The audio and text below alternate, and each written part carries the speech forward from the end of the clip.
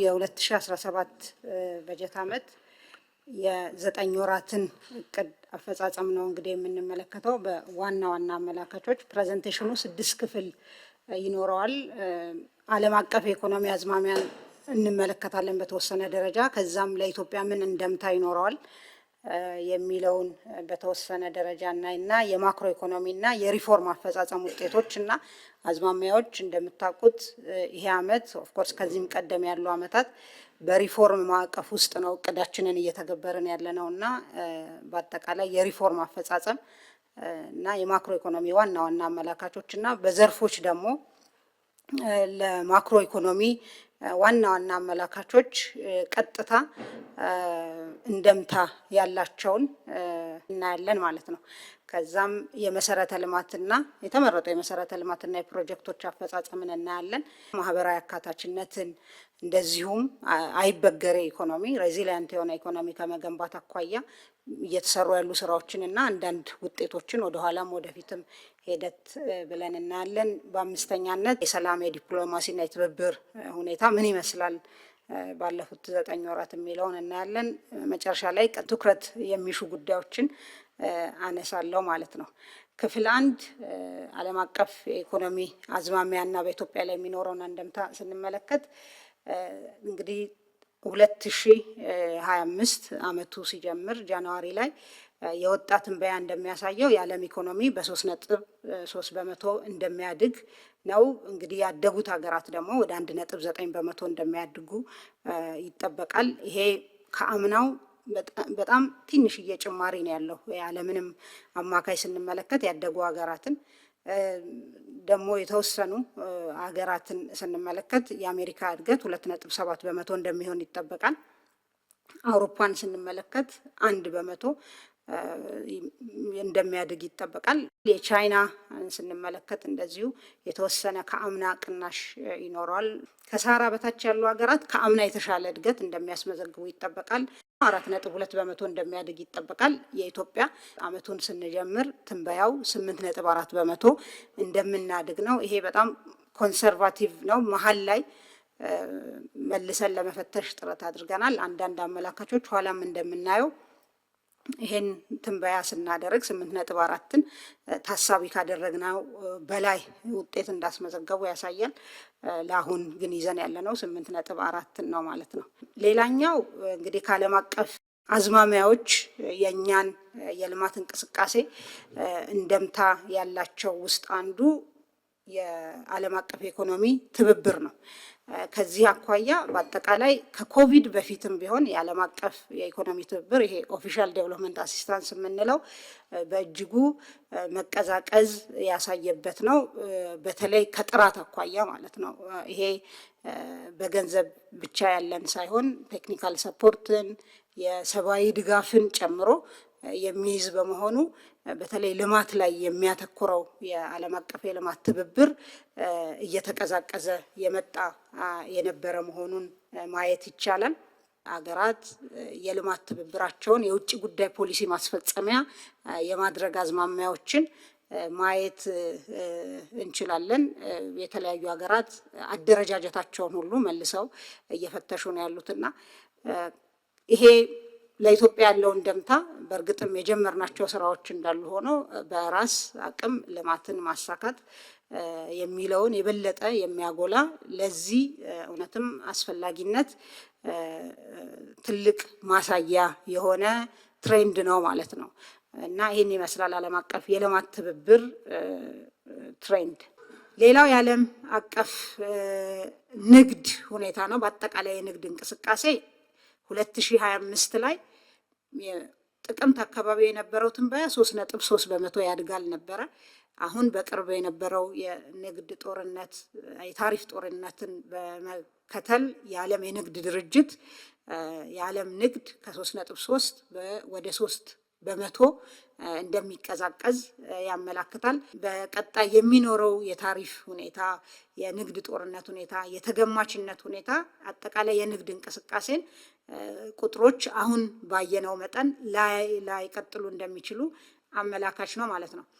በመጨረሻም እንግዲህ ይህ የዓለም የታሪፍ ጦርነት በኢትዮጵያ ኢኮኖሚ ላይ ሊኖረው የሚችለውን ውጤት እየተፈተሸ ነው ያለው በየሚመለከተው። ግን አሁን ባለንበት ሁኔታ ለምሳሌ ታሪፍም ተጥሏል። የተጣለው ታሪፍ በዓለም አቀፍ የንግድ ስርዓት ላይ ቅድም እንዳየነው የሚፈጥረው መናጋት በኢትዮጵያ ላይ ሊኖረው የሚችለውን ተጽዕኖ መጤን አለበት። ይሄ ተገኘም እድልም ተደርጎ ሊወሰድ ይገባል።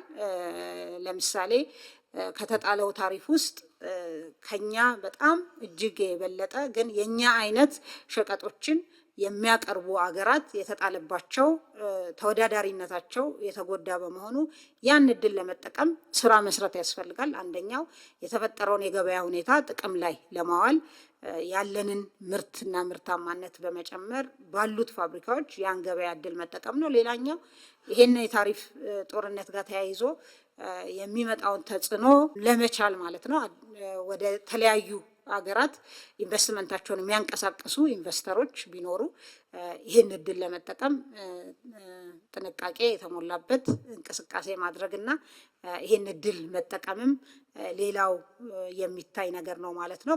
የእኛም እንቅስቃሴ ወሳኝ ይሆናል ማለት ነው። ይህን የመጣውን አንሰርቴኒቲ ወደ እድል ቀይሮ ኢኮኖሚያዊ ተጠቃሚነትን ለማስፋት ማለት ነው።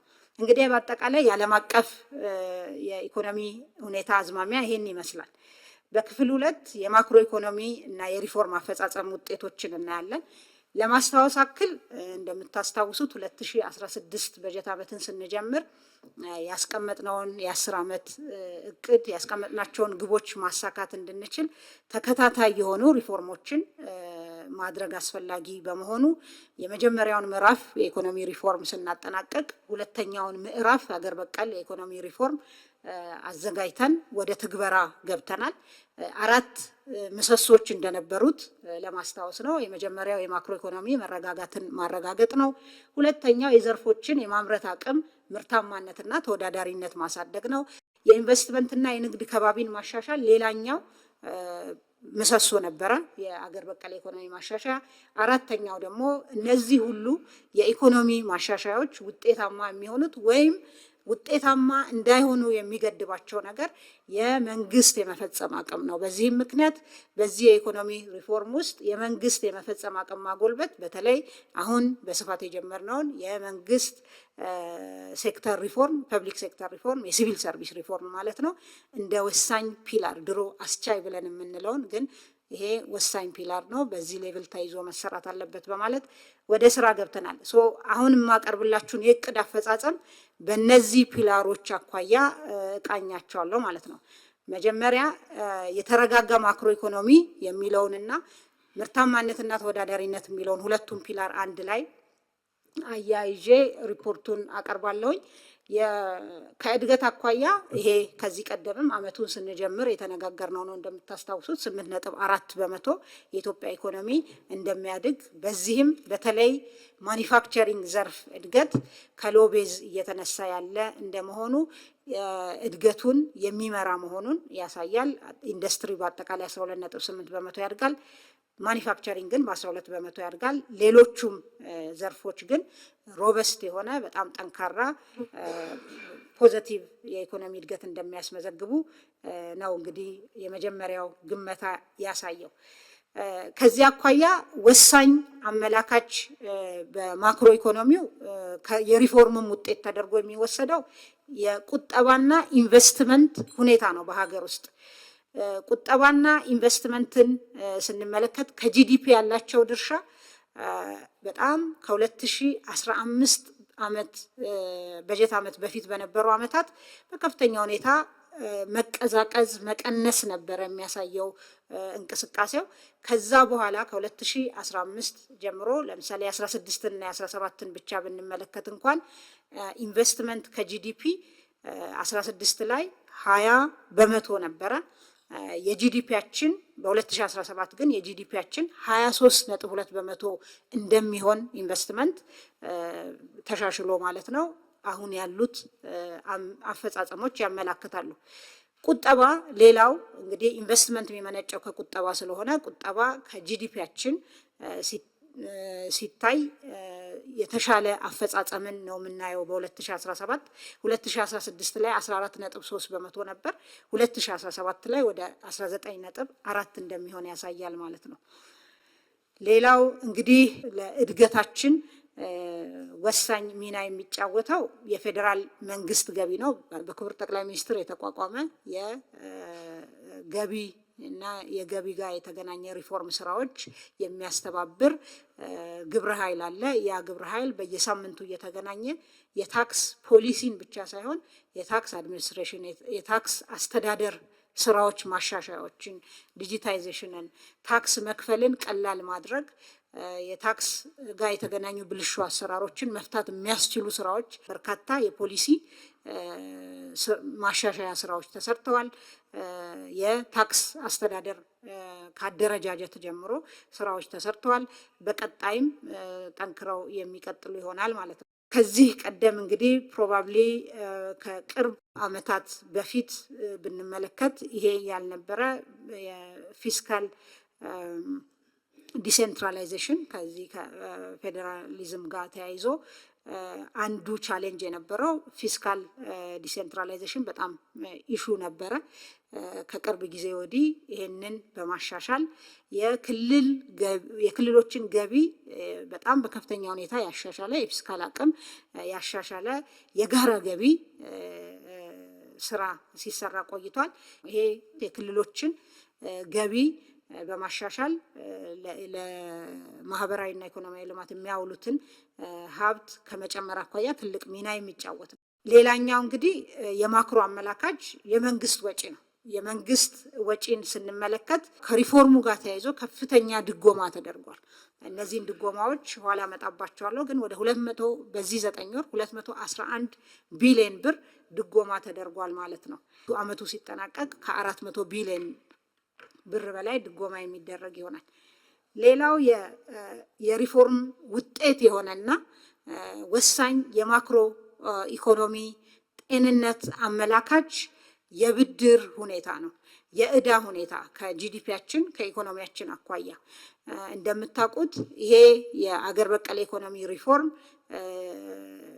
ሪፎርማችንን ለመደገፍ ከኛ ጋር ለመስራት ፈቃደኛ የሆኑ ዓለም አቀፍ ተቋማት አገራት ጋር በተደረገ ትብብር የዕዳ ሽግሽግ በዚህ ሪፎርም ምክንያት በከፍተኛ ሁኔታ ተጠቃሚ መሆን ተችሏል።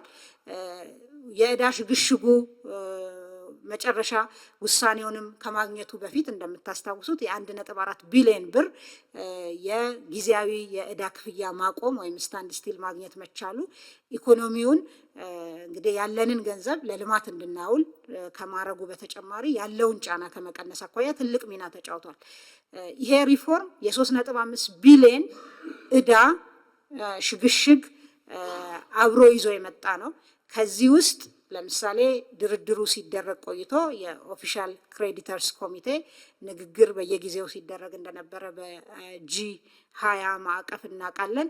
በዚህ ውስጥ እንግዲህ አሁን ኮንክሉዥን አግኝቷል ወይም መጨረሻው ላይ ደርሷል ንግግሩ ማለት ነው። በመርሁ በፕሪንሲፕሎቹ ስምምነት ላይ ተደርሶ ይሄ 3.5 ቢሊዮን ዶላር ዕዳ በ2017 የ1.5 ቢሊዮን ዕዳ ሽግሽግ በ2018 የ400 ሚሊዮን በ19 የ500 ሚሊዮን እና በ2020 የ1.5 ቢሊዮን ዶላር የዕዳ ሽግሽግ በሚያስገኝ ሁኔታ ስምምነት ላይ ተደርሷል። ይሄ ለምሳሌ የዚህን ዓመት ሁኔታ እንኳን ብንመለከት በ2017 ይሄ የዕዳ ሽግሽግ ባይገኝ ኖሮ ይከፈል የነበረው ዕዳ 2.8 ቢሊዮን ዶላር ነው የነበረው። ይሄ ዕዳ ሽግሽግ በመገኘቱ ወደ 1.9 ቢሊዮን ዶላር ብቻ ነው የሚከፈለው። ወደ 1 ቢሊዮን ዶላር የሚጠጋ ገንዘብ እንግዲህ ዕዳ ይከፈል የነበረ ለልማት ላይ መዋል እንዲችል ለማህበራዊ ኢኮኖሚያዊ ልማት ለመሰረተ ልማት ዝርጋታ መዋል እንዲችል ያደረገ የሪፎርም ስራ ነው ማለት ነው የተሰራው። የ2016 ዓመቱ ሲያልቅ ጠቅላላ የውጭ ዕዳ ከጂዲፒያችን ያለው ድርሻ 13.7 በመቶ ሆኗል። ይሄንን ማስታወስ የምፈልገው ሪፎርሙን ስንጀምር የውጭ ዕዳ ከጂዲፒያችን የነበረው ድርሻ 30 በመቶ በላይ የነበረ መሆኑን ማስታወስ በጣም ጠቃሚ ነው ማለት ነው። ከዛ በኋላ የተሰሩ የዕዳ ማሸጋሸግ ብቻ ሳይሆን $1 የኖ የንግድ ብድር ላለመውሰድ በመወሰኑ ምክንያት ተጨማሪ ብድርም አልመጣም። ያሉ ብድሮችን ስንከፍል ቆይተናል። ስንደራደር ቆይተን ደግሞ ይሄንን የዕዳ ሽግሽግ ማግኘት ችለናል ማለት ነው። ድጎማው ቅድም እንዳልኩት በአጠቃላይ ወደ 211 ቢሊዮን ብር ድጎማ በ9 ወሩ ተሰጥቷል። ለምን ተሰጠ የሚለውን ለማንሳት ለሴፍቲኔት በአመቱ ከተያዘው ውስጥ 41 ቢሊዮን ለሴፍቲኔት በተለይ ሴፍቲኔት በዚህ መጠን የጨመረበት ምክንያት በሪፎርሙ ምክንያት ተጋላጭ የሆኑ ዜጎቻችን በሚመጣው የአጭር ጊዜ ተጽዕኖ ወደ ከፋ ችግር ውስጥ እንዳይገቡ ለማድረግ የተደረገ ነው። ይሄ ወደ 41 ቢሊዮን በ9 ወሩ፣ ለማዳበሪያ ወደ 62 ቢሊዮን 84 ቢሊዮን ነው ለአመቱ የተያዘው። ከእያንዳንዱ ኩንታል ማዳበሪያ ውስጥ 3700 የኢትዮጵያ ብር እየተደጎመ ነው ማለት ነው አርሶ አደሩ። ለመድኃኒት በለውጡ ምክንያት የሚመጣውን በመድኃኒት ዋጋ ላይ ጫና ለመቀነስ እስካሁን ድረስ 3.5 ቢሊዮን ብር ድጎማ ተደርጓል። ዘይት ወደ 6 ቢሊዮን ብር ተደርጓል። ደሞዝ ወደ 38፣ ነዳጅ በትሬጀሪ በኩል 60 ቢሊዮን በነዳጅ ድርጅቱ በኩል ያለውን 40 ስንጨምር 100 ቢሊዮን ብር በ9 ወሩ ብቻ ለነዳጅ ድጎማ አድርገናል ማለት ነው። ኢኮኖሚያችን ውስጥ የመንግስት ልማት ድርጅቶቻችንን እንግዲህ የሪፎርም ስራ በመጀመሪያው ምዕራፍን በተሰራው በሁለተኛው ምዕራፍን በተሰራው ተበታትኖ የነበሩትን በኢንቨስትመንት ሆልዲንግ በመሰብሰብ ከፍተኛ ሪፎርም በመስራት የአስተዳደርም ሪፎርም፣ ሌሎች የፋይናንስ እና አጠቃላይ የአሰራር ሪፎርም በማድረግ ኦልሞስት ሁሉንም አሁን በምናወራበት ሰዓት ትርፋማ ማድረግ ተችሏል። ይሄ እንግዲህ የ9 ወር አፈጻጸም ነው። ጠቅላላ ገቢ የመንግስት የልማት ድርጅቶች 1.5 ትሪሊዮን ብር ሆኗል ማለት 9.3 ቢሊዮን ዶላር የውጭ ምንዛሪ ግኝት አምጥቷል። ከአምና በ10% የጨመረ ነው። ታክስ 98 ቢሊዮን ከፍሏል በ9 ወሩ። ከአምና ጋር ሲወዳደር 56 በመቶ ጭማሪ ያለው። ለመንግስት ትርፍ ድርሻ ሰብስበዋል ወደ 19 ቢሊዮን ከአምናው 29 በመቶ። ይሄ የሚያስተዳድሩት በመንግስት ቦታ ሆነው የሚያስተዳድሩት ነው። 29 በመቶ ጭማሪ ያለው። የመንግስት ትርፍ ድርሻ ለገንዘብ ሚኒስቴር ገቢ ደግሞ 14.5 ቢሊዮን አድርገዋል። ከአምና አኳያ 63 በመቶ ጭማሪ ያለው ማለት ነው። በኢትዮጵያ ኢንቨስትመንት ሆልዲንግ እና በአጠቃላይ በሶቨሬን ዌልዝ ፈንዱ የተሰሩ ብሬክ ስሩስ ተብሎ የሚባሉ ጉዳዮች አንዱ እንደምታውቁት የሴኪሪቲ ፕሪንቲንግ ሳይቀር ውጭ ልከን ነበረ የምናሰራው ፓስፖርትንም ሆነ ሌሎች ነገሮችን። አሁን በዚህ አመት ወደ ስራ ገብቶ አዲሱን ፓስፖርታችንን ማተም የጀመረ የኢትዮጵያ ኢንቨስትመንት ሆልዲንግ ከጃፓን ሌላ ድርጅት ጋራ ቶፓን ግሩፕ ጋር ቶፓን ግራቪቲ ኢትዮጵያ የሚባል ድርጅት በማቋቋም ወደ ስራ ተገብቷል። አጠቃላይ ሴኩሪቲ ፕሪንቲንግን በሀገር ውስጥ ማድረግ እንድንችል ትልቅ እመርታ ያመጣ ስራ ነው ማለት ነው። ሌላኛው የኢትዮጵያ ሰነደ መዋዕለ ንዋይ ገበያ ነው። ሴኩሪቲስ ኤክስቼንጅ ማርኬት መጀመሩ በተለይ ከኢአይኤች አኳያ የዚህ ሼር ሆልደርም በመሆኑ የራሱ ሚና አለው። ኋላ ግን በዛ በሴኩሪቲስ ኤክስቼንጅ የተሰሩ ስራዎችን አነሳለሁ በተወሰነ። ሌላኛው ወሳኝ ስራ ኢትዮ ግሪን ኩባንያ መቋቋሙ ነው። ይሄ እንግዲህ እንደምታስታውሱት ባለፈው የእንግሊዝ ምክትል ጠቅላይ ሚኒስትር በመጡ ጊዜ ስምምነት የተደረሰበት ነው። በዋናነት በመኖ ማምረት፣ በእንስሳት ሀብት ልማት ዙሪያ በአጠቃላይ በዚህ ላይ ባሉ ቫሊዩ ቼን ላይ የሚሰራ ነው ማለት ነው። ይሄ ትልቅ እመርታ ነው። በዚህ ዘርፍ ከተገኙ ውጤቶች ውስጥ ነው ማለት ነው። ሌላኛው በማክሮ ውስጥ እንደ አመላካች የምናየው የውጭ ምንዛሪ አስተዳደር ሪፎርም እና ከዛ ጋር የተያዙ እቅዶች አፈጻጸም ነው። ከዚህ አኳያ የሬሚታንስ ፍሰት ባለፉት 8 ወራት የ9 ወር መረጃ አልደረሰም። ባለፉት 8 ወራት ስንመለከት 3.68 ቢሊዮን ብር ከኢትዮጵያና ትውልደ ኢትዮጵያውያን በግለሰቦች የተላለፈ ገንዘብ ነው። ይሄ ከአምና ጋር ሲወዳደር የ17 በመቶ ጭማሪ ያለው ማለት ነው። ይሄ ለሪፎርሙም በተወሰነ ደረጃ ምላሽ መስጠቱን ያሳያል። ቀሪ ስራዎች ቢኖሩትም ይሄ እንግዲህ በግለሰቦች ብቻ የተላለፈውን ነው። በኤንጂኦዎች እና ሌሎች በዚህ ሬሚታንስ ውስጥ የሚካተቱትን ስንጨምር ይሄ ቁጥር ከዚህ ከፍ ያለ ነው። ሌላው የውጭ ምንዛሪ አስተዳደር ሪፎርም ጋር ተያይዞ ትልቅ ለውጥ ያየንበት ትልቅ ውጤት ተብሎ የሚወሰደው የውጭ ምንዛሪ ሪዘርቭ ክምችታችን የጨመረበት ነው። ይሄ ትልቅ ውጤት የሪፎርሙም ውጤት ተደርጎ መወሰድ ያለበት ነው። ሌላኛው የገንዘብ ፖሊሲ በከፍተኛ ሁኔታ ዘመናዊ የማድረግ ስራ ሲሰራ ቆይቷል። የገንዘብ ፖሊሲያችን ድሮ በኳንቲቲ ቤዝድ የነበረ ዘመናዊ ያልሆነ ከነበረበት ወደ ዘመናዊ ዋጋ ላይ መሰረት ያደረገ የገንዘብ ፖሊሲ ሽግግር እየተካሄደ ነው ያለው። ከዚህ አኳያ ለምሳሌ የብሔራዊ ባንክ በኩል የሚደረግ የገንዘብ ገበያ ስርዓቶች አሉ። የኦፕን ማርኬት ኦፕሬሽንስ የሚባለው ማለት ነው። ይሄን ኦፕን ማርኬት ኦፕሬሽን በነፃ በውድድር ላይ የተመሰረተ 19 የሚሆኑ ተካሂዷል ባለፉት 8 ወራት። ይሄም ለበርካታ አመታት የኢትዮጵያ በጀት ዴፊሲትን ለመሙላት ከገበያ የሚገኝ የተወሰነ ነገር ቢኖርም በአብዛኛው ቀጥታ ብድር ከብሔራዊ ባንክ ይወሰድ ነበረ። ባለፉት 9 ወራት 1 ብር ከብሔራዊ ባንክ ቀጥታ ብድር ለትሬዠሪ አልተሰጠም ማለት ነው። ይሄ የሪፎርሙ ትልቅ ውጤት ዘመናዊ የሆነ የገንዘብ ፖሊሲን ፕሩደንት የሆነ የፊስካል ፖሊሲን ከመተግበር አኳያ የተገኘ ውጤት ነው ማለት ነው። ብሔራዊ ባንክ ከሚያደርገው የገንዘብ ገበያ ላይ ከሚያደርገው እንቅስቃሴ በተጨማሪ በባንኮች መካከል በፊት ያልነበረ በሪፎርሙ ወደ ስራ የገባ የውጭ ምንዛሪና የኢትዮጵያ ገንዘብ ገበያ ስርዓት ተጀምሯል።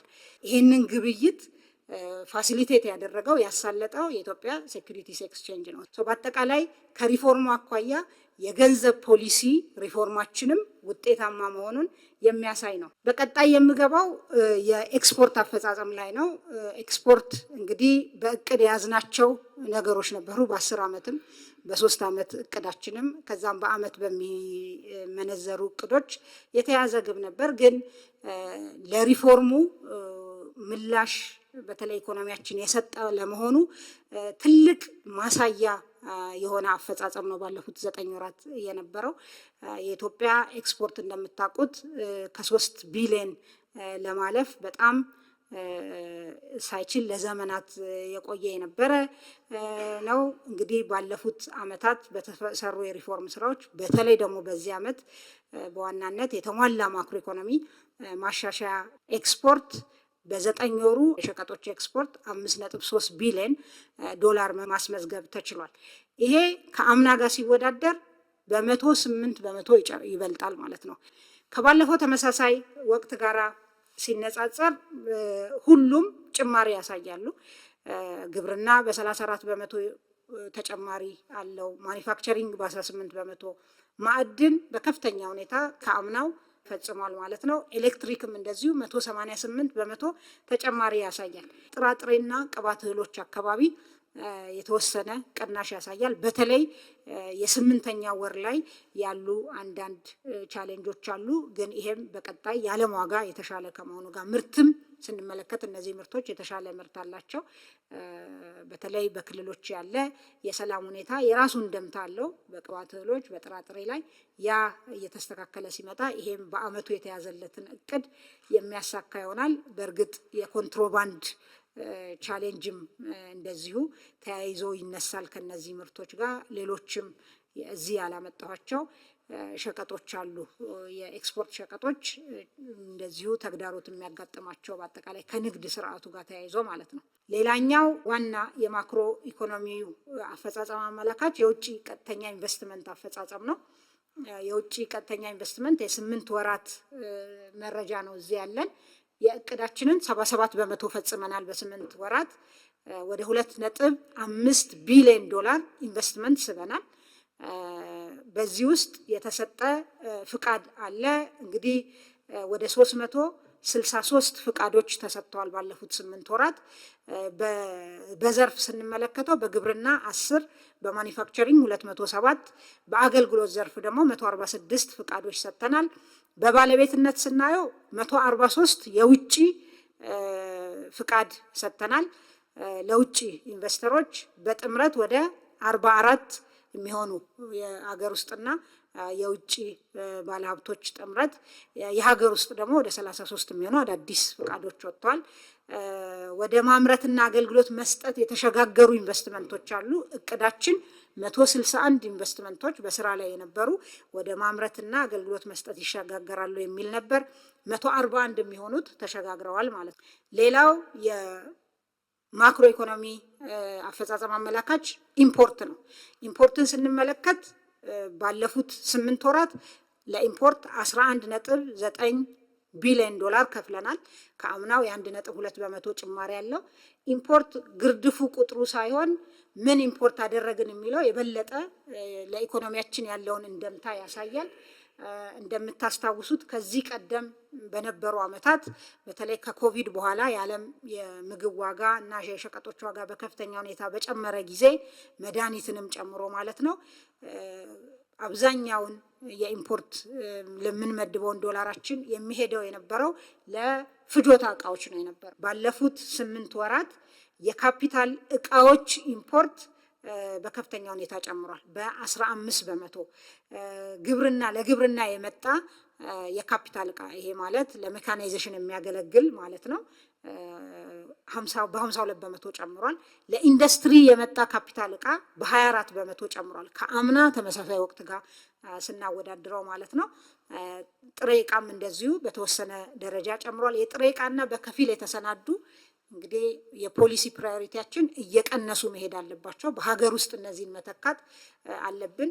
ሌሎች ግን እኛ ለማምረት ገና ያልደረስንባቸው የካፒታል እቃዎች፣ ማሽነሪዎች የማስገባት ምጣኔ የተሻለ መሆኑን ያሳያል ማለት ነው። ይሄም በግብርና በአምራች ኢንዱስትሪው ላይ ያለ አፈጻጸም ላይ ትልቅ እንደምታ አለው፣ ትልቅ ለውጥም ነው ማለት ነው። ሌላው እንግዲህ የማክሮ ኢኮኖሚ አመላካች የፋይናንስ ዘርፍ አፈጻጸም ነው። ከፋይናንስ ዘርፍ አኳያ በባንኮች ያለ ተቀማጭ ገንዘብ በ24 በመቶ ጨምሯል። በዚህ 8 ወር ባንኮች 473.9 ቢሊዮን ብር ብድር ሰጥተዋል። አምና በዚህ ሰዓት 292 ቢሊዮን ብር ብቻ ነበረ ብድሩ ማለት ነው።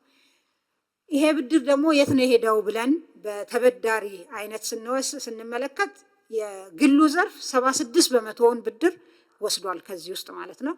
የመንግስት የልማት ድርጅቶች ደግሞ 23 በመቶውን ብድር ወስደዋል ማለት ነው። ሌላው በዘርፎች የተለቀቀ ብድር ይሄን ማየት የሚያስፈልገው ተጨማሪ ስራም እንደሚፈልግ ለማሳየት ነው። ከግሉ ዘርፍ ለየትኞቹ ዘርፎች ነው ብድር እየሄደ ያለው የሚለውን ለማሳየት ነው። ግብርና 22 በመቶውን ወስዷል። ማኒፋክቸሪንግ 13 በመቶውን ወስዷል። አሁንም ንግድ ትልቁን የአገልግሎት ዘርፍ ማለት ነው ትልቁን ብድር እየወሰደ ነው ያለው ማለት ነው። ይሄ ሁኔታ እንግዲህ የማኒፋክቸሪንግ እና ግብርና በተለይ ከስትራክቸራል ትራንስፎርሜሽን አኳያ ያላቸውን ሚና ታሳቢ ያደረገ የፋይናንስ ዘርፋችን የባንኮቻችን ይሄን ነገር ታሳቢ ያደረገ ማሻሻያዎችን ማድረግ የሚያስፈልግ መሆኑን ማሳያ ነው። የአምራች ዘርፉ በከፍተኛ ሁኔታ በፋይናንስ መደገፍ አለበት። ከፍተኛ መሻሻል አለ፣ ለውጥ አለ። ይሁንና አሁንም የአገልግሎት ዘርፎች ላይ ትልቅ የብድር ሁኔታ እንዳለ ያመለክታል። ሌላኛው አመላካች እንግዲህ ካልነበረበት ወደ መኖር የመጣው የዲጂታል ፋይናንስ አፈጻጸም ነው። ዲጂታል ኢኮኖሚ አንዱ ከ5ቱ ወሳኝ ፒላሮች ውስጥ ተደርጎ የተወሰደ በመሆኑ አስቻይ ሁኔታዎችን በመሰረተ ልማት፣ የህግ፣ የፖሊሲ ማዕቀፎች ማሻሻል እና ሌሎች ማበረታቻዎች ማድረግ በመቻሉ ከፍተኛ ለውጥ እያመጣ ያለ ዘርፍ ነው። ባለፉት 9 ወራት 7.73 ቢሊዮን ብር በዲጂታል መልክ ቁጠባ ተሰጥቷል። በዚህ ውስጥ ቴሌብር ትልቁን ድርሻ ይወስዳል ማለት ነው። ይሄ ከአምና ተመሳሳይ ወቅት ጋር ሲወዳደር የ38 በመቶ ጭማሪ ያለው። ትልቁ ደግሞ የፋይናንስ አካታችነትን የሚወስን ነገር ውስጥ አንዱ እንግዲህ ዜጎች ገቢያቸው ዝቅተኛ የሚሆነ ኮላተራልም ባያስይዙ የፋይናንስ ገበያ ውስጥ ተሳትፈው የራሳቸውን ላይቭሊሁድ የተሻለ ማድረግ ይችላሉ የሚለው ነው። ከዚህ አኳያ የዲጂታል ፋይናንስ ወደ ስራ መግባት ትልቅ ሚና ተጫውቷል። ባለፉት 9 ወራት በ2017 26.7 ቢሊዮን ብር ማይክሮ ብድር በዲጂታል ተሰጥቷል። ይሄ የቴሌብር አሁንም ትልቁን ሚና ይወስዳል። አምና በዚህ ሰዓት 5.7 ቢሊዮን ብር ብቻ ነው በማይክሮ ቁጠባ የተሰጠው በዲጂታል። ዘንድሮ እንግዲህ ይሄ በ369% አድጓል ማለት ነው። ስለዚህ የፋይናንስ አካታችነታችንም በዚሁ መጠን ተሻሽሏል የሚለውን ያሳያል። በዲጂታል የተከናወነ ግብይት በአጠቃላይ 12.51 ትሪሊዮን ብር ነው በዚህ 9 ወር ውስጥ። አምና በተመሳሳይ ሰዓት 6.7 ትሪሊዮን ብር ነው የነበረው። ይሄ በአጠቃላይ በዲጂታል ኢኮኖሚው የታየ እመርታ። ስለዚህ የአገልግሎት ዘርፉ ቫሊዩ አድድ ወይም እሴት ጭመራ ለጂዲፒው ከጠበቅነው በላይ እንደሚሆን አንዱ ማሳያ ይሄ ነው ማለት ነው። ሌላኛው የካፒታል ገበያ እንግዲህ ወደ ስራ የገባ መሆኑን እናስታውሳለን። ቅድም ያልኩትን በባንኮች መካከል የተደረገን የገንዘብ ገበያ አሳልጧል። 500 ቢሊዮን በላይ አንድ ባንክ በዚህ ሊስት አድርጓል ሼሩን። ለ9 የካፒታል ገበያ አንቀሳቃሾች ፍቃድ ተሰጥቷል። ለ2 ኢንቨስትመንት ባንኮች፣ ለ1 ሴኩሪቲስ ዲለር፣ ለአማካሪዎች በአጠቃላይ 9 ለሚሆኑ ፍቃድ ተሰጥቷል። በብሔራዊ ባንክ ደግሞ ዘመናዊ ኤሌክትሮኒክ የሰነደ መዋለ ንዋይ ግምጃ ቤት ተደራጅቶ በህዳር ወር ወደ ስራ ገብቷል። ይሄ ምንድን ነው የሚያደርገው ማለት ነው? ወደ ገበያው ለሚመጡ አክሲዮኖች እና የግምጃ ቤት ሰነዶች እንደ ቋት ያገለግላል ማለት ነው። ሌላኛው ወሳኝ የማክሮ ኢኮኖሚ አፈጻጸም አመላካች የልማት አፈጻጸም ውጤታችንም ውጤት የሆነው የስራ እድል ፈጠራ ነው። እንግዲህ ይሄ እስካሁን ባገኘነው መረጃ መሰረት በ2017 9 ወራት ወደ 3.3 ሚሊዮን አካባቢ የስራ እድል መፍጠር ተችሏል በሀገር ውስጥ ብቻ። ከዚህ ውስጥ ግብርና አብዛኛውን ስራ ፈጥሯል። አገልግሎትም እንደዚሁ ወደ 1.1 ሚሊዮን ዜጎች የስራ እድል ፈጥሯል። ሌላኛው ከስራ እድል ፈጠራ አኳያ የውጭ ሀገር ስራ ስምሪት ነው። ባለፉት 9 ወራት ለ344,790 የሚሆኑ ዜጎች የውጭ ሀገር ስራ ስምሪት ተደርጓል። የዲጂታል ኢኮኖሚው ፍሎሪሽ ማድረግ ጋር ተያይዞ የሚመጣው የሪሞት ስራዎች እዚህ ሆነው ለማይክሮሶፍት የሚሰሩ እና ለሌሎች ተቋማት የሚሰሩ ወጣቶች በዶላር የሚከፈላቸው መፍጠር ተችሏል። በዚህ 9 ወር ለ45,740 ወጣቶች የስራ እድል የርቀት ስራ ወይም ሪሞት ጆብ ተፈጥሯል ማለት ነው። በማክሮ ኢኮኖሚ ውስጥ ሌላው ወሳኝ አመላካች የዋጋ ግሽበት ሁኔታ ነው። የዋጋ ግሽበት እንግዲህ የዓለም አቀፍ ችግር ሆኗል። የዓለም አቀፍ ፌኖሜናን ነው። እኛንም በእጅጉ ፈትኖን ቆይቷል። አሁንም ቢሆን ትልቁ የማክሮ ኢኮኖሚ ስራና አጀንዳችን ነው። ይሁንና ባለፉት 12 ወራት በተከታታይ የዋጋ ግሽበት የሚጨምርበት ምጣኔ ሲቀንስ ቆይቷል። ይሄም ለረጅም ጊዜ በመሆኑ ምክንያት የዋጋ ግሽበት እየተረጋጋ እየመጣ መሆኑን ያመላክታል። በመጋቢት ወር መጨረሻ አጠቃላይ የዋጋ ግሽበት ወደ 13.6 በመቶ ወርዷል። የምግብ ዋጋ ግሽበት ደግሞ ወደ 11.9 በመቶ አድጓል። ምግብ ነክ ያልሆኑ ሸቀጦች ዋጋ ግሽበት ደግሞ ወደ 16.2 በመቶ ወርዷል ማለት ነው። ይሄም ከሪፎርሙ ጋር ተያይዞ የሚጠበቅ ጫና የነበረ ቢሆንም ከዋጋ ግሽበት አኳያ የተሰሩ ስራዎች ከምርትና ምርታማነትን መጨመር፣ የገበያ ሁኔታን የማስተካከልና የማዘመን፣ የቁጥጥር አቅም የማሳደግና በአጠቃላይ በገበያ ውስጥ ያለን የገንዘብ ሁኔታ የገንዘብና ጥብቅ የገንዘብና የፊስካል ፖሊሲ በመከተል የተገኘ ውጤት ነው ማለት ነው።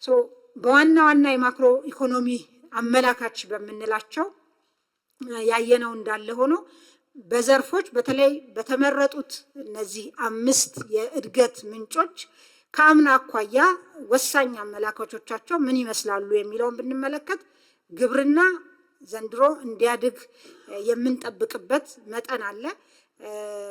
ግን ከአምና ጋር ሲወዳደር ልዩነቱ በጣም ከፍተኛ ነው። ለምሳሌ አምና በመኸር 17.5 ሚሊዮን ሄክታር ነው ያረስነው። ዘንድሮ 20.57 ሚሊዮን ሄክታር አርሰናል። ከመኸር አምና 507 ሚሊዮን ኩንታል ሰብስበናል። ዘንድሮ 610 ሚሊዮን ኩንታል ሰብስበናል። ስንዴን የመኸርን ብቻ ስናይ አምና 122 ሚሊዮን ኩንታል ነው የሰበሰብነው። ዘንድሮ 152 ሚሊዮን ኩንታል ሰብስበናል። ኩታ ገጠም በተለይ የቴክኖሎጂ የሜካናይዜሽን ስራችንን ውጤታማ የሚያደርግ ምርትና ምርታማነትን የተሻለ የሚያደርግ ስራ ነው። አምና 8.67 ሚሊዮን ሄክታሩ በመኸር ከታረሰው ውስጥ በኩታ ገጠም የተሸፈነ ሲሆን ዘንድሮ 11.83 ሚሊዮን ሄክታር ኦልሞስት ከ50% በላይ የመኸር እርሻችንን በኩታ ገጠም ነው ያረስነው ማለት ነው። በእንስሳት ሀብት ልማቱም እንደምታውቁት የሌማት ትሩፋት ኢኒሼቲቭ ወደ ስራ ከገባ በኋላ ከፍተኛ ለውጥ እየታየበት ያለ ዘርፍ ነው። ወተት፣ እንቁላል፣ ማር እዚህ እንደምትመለከቱት ከፍተኛ ለውጥ ያመጡ ዘርፎች ናቸው ማለት ነው። ሌላው ባለፉት 5 ዓመታት እና 6 ዓመታት ቡና ላይ ከፍተኛ ስራ ሲሰራ ነው የነበረው። በቡና የተሸፈነ መሬት ባለፉት 5 ዓመታት 11 በመቶ ጨምሯል። የቡና ምርት በ19 በመቶ ጨምሯል። ምርታማነትም የቡና ምርታማነት መጨመር በጣም አዳጋች እና ከፍተኛ ስራ የሚጠይቅ ነው። የቡና ምርታማነትም ባለፉት 5 ዓመታት በ7 በመቶ መጨመር ተችሏል ማለት ነው። ሌላኛው ማዳበሪያ በ9 ወር ብቻ ብንመለከት ከአምና በ4 ሚሊዮን ኩንታል የበለጠ የ9 ወሩ ብቻ ማለት ነው። የምርጥ ዘርንም ብንመለከት ከፍተኛ ለውጥ ያለው ኖራ አምና በ9 ወር ምንም ኖራ አላከፋፈልንም ወይም ለአሲዳማ መሬት አላከምንም ነበር። ዘንድሮ 384 ሺህ ኩንታል ኖራ ተከፋፍሏል ወይም ለማከም ውሏል ማለት ነው። የተዳቀሉ ላሞች ቁጥር ጨምሯል። የአንድ ቀን ጫጩት አቅርቦት ጨምሯል። ዘመናዊ የንብ ቀፎ እንደዚሁ አቅርቦት በከፍተኛ ሁኔታ ጨምሯል። ከአምና ኦልሞስት በእጥፍ ማለት ነው። ሌላኛው ዘርፍ ለጂዲፒ ኮንትሪቢሽን ያለው እና ከትኩረት መስኮቻችን ውስጥ ኢንዱስትሪ ነው። የኢንዱስትሪ ላይ የሚመጣ እድገት ወሳኝ አመላካች ዓለም አቀፍ አመላካች የኢነርጂ ኮንሳምፕሽን ነው። ኢንዱስትሪዎቻችን ባለፉት 9 ወራት የተጠቀሙት ኢነርጂ ከአምና ተመሳሳይ ወቅት ጋር ሲወዳደር የ29 በመቶ ጭማሪ ያሳይቷል። እንግዲህ ያሉት ኢንዱስትሪዎቻችን ተጨማሪ ኢነርጂ አምና ከነበረው ከተጠቀሙት ተጨማሪ ኢነርጂ ተጠቅመዋል ማለት ነው። ይሄም አምና ካመረቱት በላይ አምርተዋል ማለት ነው። የተሸጠም የተመረተም ኢነርጂ በአጠቃላይ ግን በከፍተኛ ሁኔታ ጨምሯል። ከ60% በላይ ጨምሯል። አጠቃላይ የተመረተ እና የተሸጠ ኢነርጂ ይሄ ለሃውስሆልድ ኮንሳምፕሽንም የሚውል ኢነርጂ ስለሚሸጥ ማለት ነው። ሌላው በኢንዱስትሪ ውስጥ ወሳኝ ዘርፍ የኮንስትራክሽን ዘርፍ ነው። የኮንስትራክሽን ዘርፍ ወሳኝ ዓለም አቀፍ አመላካቾች ደግሞ የብረትና የሲሚንቶ ምርት ነው። ሲሚንቶ የብረት ምርትን ብንመለከት ከባለፈው ዓመት 8 ወር ጋር ነው ያወዳደር ነው።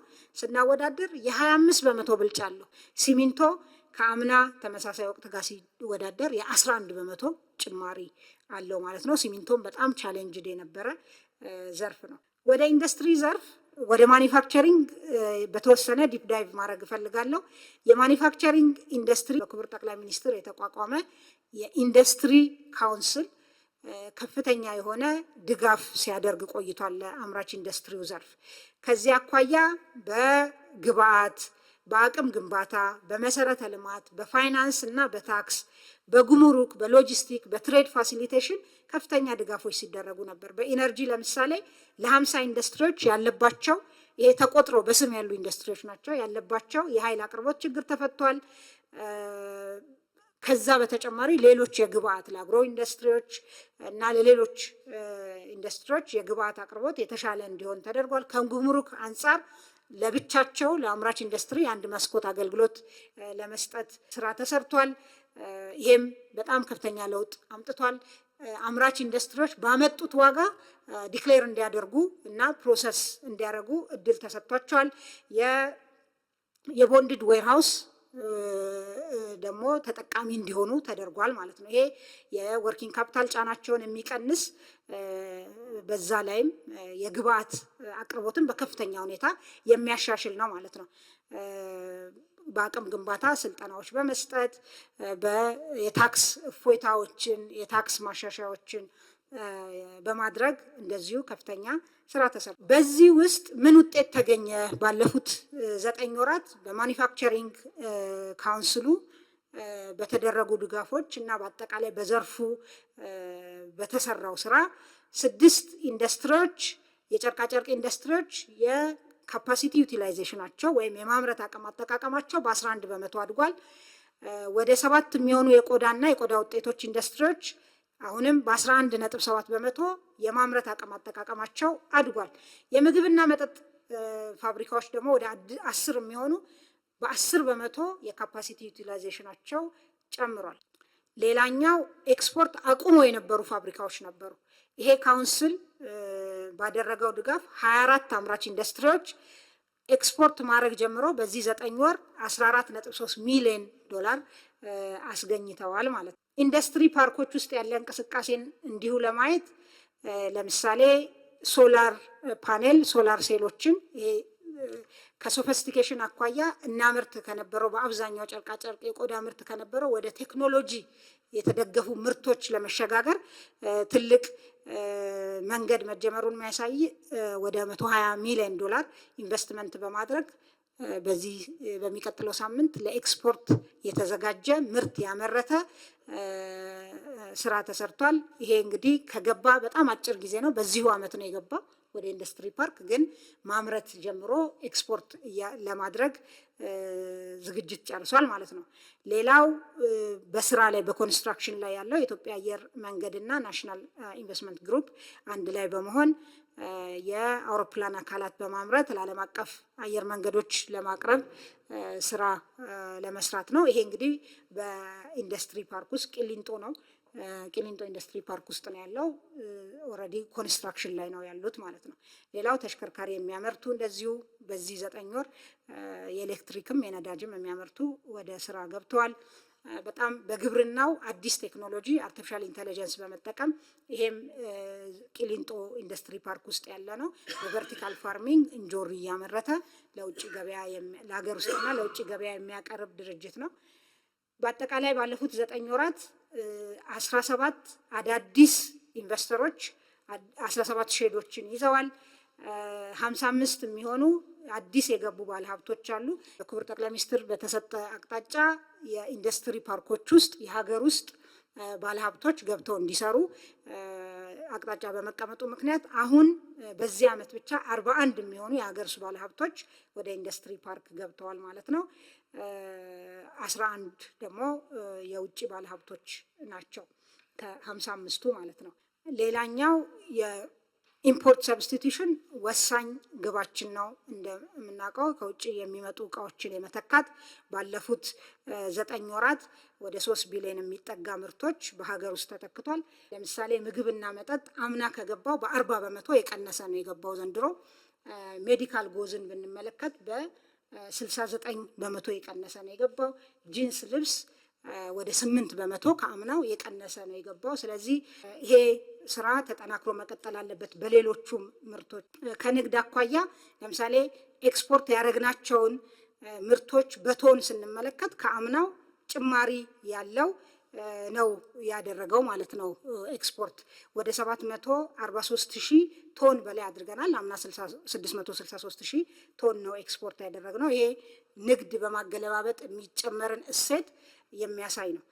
ሌላው አገልግሎት ዘርፍ ላይ ትልቅ ሚና ያላቸው የኢትዮጵያ አየር መንገድ እና ኢትዮ ቴሌኮም ናቸው። ከገበያ አኳያ የኢትዮጵያ አየር መንገድ አምና 298 ቢሊዮን ብር ነው የነበረው አምና፣ ዘንድሮ 708 ቢሊዮን ብር አሳክቷል። ኢትዮ ቴሌኮም አምና በዚህ ሰዓት 67 ቢሊዮን ብር ነበረ ገቢው፣ ዘንድሮ 96 ቢሊዮን ብር አሳክቷል። በአገልግሎት ዘርፉ እዚህ ላይ ያየናቸው ኢንዲኬተሮች እንደሚያሳዩት ከአምና በከፍተኛ ሁኔታ መሻሻል እንዳለ ነው። በተለይ እንደ ቱሪዝም ፕሮዳክት ወይም እንደ ቱሪዝም ጉዳይ አድርገን ማናየው የነበረ ከቅርብ ጊዜ ወዲህ ትኩረት ሰጥተን እየሰራን ያለነው የኮንፈረንስ ቱሪዝም ጉዳይ ነው። ኮንፈረንስ ቱሪዝም ውጤታማነትን ለማሻሻል የኩነት የማስተናገድ አቅምን በማሳደግ በመሰረተ ልማትም የኩነት ማስተናገጃ መሰረተ ልማቶችን፣ አገልግሎት አሰጣጥን በማሻሻል የኢትዮጵያ አየር መንገድም እንደዚሁ በጣም ለዚህ ከፍተኛ እገዛ ከፍተኛ ውጤታማ ማለት ነው እገዛ በማድረግ ትልቅ ውጤት ማምጣት ተችሏል። እንደምታስታውሱት አዲስ ኢንተርናሽናል ኮንቬንሽን ሴንተር በዚሁ 9 ወር ነው የተመረቀው። በእነዚህ ስራዎች ምን ተገኘ ብለን ብንል በሀገራችን የተካሄዱ ዓለም አቀፍ ኩነቶች አምና በ9 ወር 19 ብቻ ነበሩ። ዘንድሮ ወደ 66 የሚሆኑ ዓለም አቀፍ ኩነቶችን አስተናግደናል። በአጠቃላይ ወደ 193,000 በላይ ተሳታፊዎች ተሳትፈዋል። ከዚህ ውስጥ የውጭ ተሳታፊዎች ከ26,255 አካባቢ የሚሆኑ ተሳታፊዎች ነበሩ ማለት ነው። የዓለም የቱሪዝም ድርጅት ባወጣው መረጃ መሰረት ኢትዮጵያ በቱሪስት ፍሰት መጨመር ከአመት ወደ አመት ማለት ነው ከአፍሪካ ትልቁን ደረጃ ይዛ ነው ያለችው ማለት ነው። ይሄ አጠቃላይ ቁጥሩ ላይ ገና ብዙ ስራ መስራት ቢጠበቅብንም እድገቱ ላይ ግን የቱሪዝም ዘርፍ እድገት ላይ ኢትዮጵያን አንደኛ ቁጥር ላይ ነው ከአፍሪካ ያስቀመጠው የዓለም የቱሪዝም ድርጅት ማለት ነው። የኮንፈረንስ ቱሪዝም አቅማችንን ለማሳያ የአፍሪካ ህብረት ጉባኤ እንዴት ተካሄደ፣ ምን አዳዲስ ነገሮች ነበሩት የሚለውን ለማሳያነት አንጥቻለሁ። በዚህ አመት የተሰራው ስራ እጅግ ወጪ ቆጣቢ ግን በጣም ባልተለመደ መልኩ ከፍተኛ ቅንጅትን መሰረት ያደረገ አዳዲስ ጉዳዮችን አብሮ የያዘ ከመጣው ሰውም አኳያ በመሪዎችም ይሁን በተሳታፊ ከፍተኛ ቁጥር ለውጥ ያለው ነው የተገኘው ማለት ነው። ከዚህ አኳያ ለምሳሌ 31 መሪዎች፣ 3 ምክትል ፕሬዚዳንቶች፣ 5 ጠቅላይ ሚኒስትሮች እና 8 የውጭ ጉዳይ ሚኒስትሮች የመሯቸው ዴሊጌሽኖች ናቸው የአፍሪካ ህብረትን መሪዎች ጉባኤ የተሳተፉት። ይሄንን የተሻለ ፕሮፌሽናል የሆነ እና የሚመጥን አገልግሎት መስጠት እንዲቻል ከዚህ በፊት ያልነበረ 53 የሚሆኑ የመሪ ባልደረቦችን ቋንቋ ባገናዘበ መልኩ በጎ ፈቃደኛ ፕሮቶኮል ካዴትስ በማሰልጠን መሪዎቹ ሁሉ በመሰከሩት ሁኔታ በጣም የተሻለ አገልግሎት መስጠት ተችሏል ማለት ነው። አጠቃላይ 17,000 በላይ እንግዶች ተሳትፈዋል። 12,000 በላዩ የውጭ እንግዶች ናቸው ማለት ነው። 57 ልዩ ፕሬዝዳንታዊ ቻርተርድ አገልግሎት በረራ ፈቃድ ተሰጥቷል። ይሄ የኢትዮጵያ አየር መንገድ የነበረውን በረራ ሳያስተጓጉል ማለት ነው ይሄንን ያደረገው። ኩነት የማስተናገድ አቅማችንን ደረጃችንን ማሳየት የቻልንበት በዚህ ሂደት ውስጥም ከፍተኛ ትምህርት የተማርንበት ስራ ተሰርቷል ማለት ነው።